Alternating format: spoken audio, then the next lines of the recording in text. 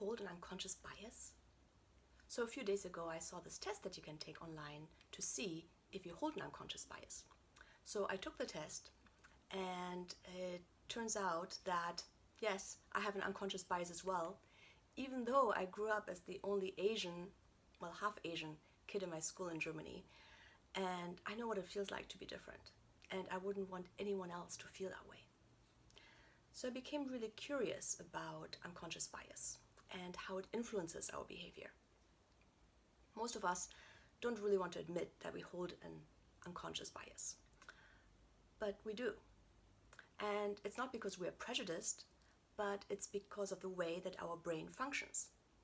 So our brain naturally looks for patterns and associations, and it tries to simplify the world by acting based on those patterns and associations that it finds, rather than the specific situation that we find ourselves in. It helps us make quicker decisions, but those decisions aren't always the best decisions.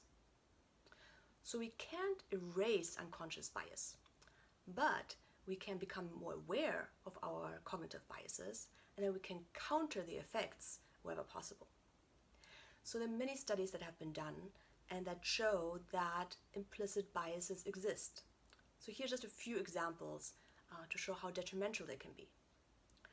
There's one study that showed that black kids were much more likely to be suspended from school for behavioral problems. And basically what's happening is that teachers, when they were asked to watch for challenging behaviors, they were more likely to focus on black children than white children. Another study showed that when black and white job seekers were sending in their resumes to be considered for jobs, that black applicants were half as likely as white applicants to be called in for an interview based on the same qualifications that they had. And even in healthcare situations, there are different treatment recommendations based on race.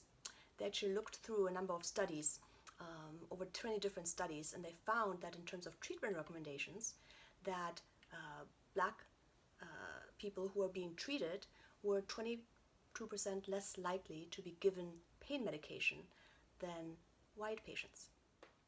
And there's an overwhelming racial disparity in how black defendants are being treated versus white defendants when they're receiving criminal sentencing, receiving much harsher and longer sentences than their white counterparts.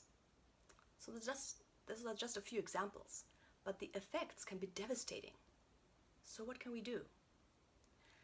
The first step is to realize that this unconscious bias exists in all of us because of how our brain is wired. And that's hard to admit, especially if generally you're very supportive of different races and you value diversity. And the next step is to realize how those biases could affect you in your life, in your work. So ask yourself, what kind of policies can you put in place in order to avoid these unconscious biases as a teacher, recruiter, hiring manager, healthcare professional, neighbor, friend, parent?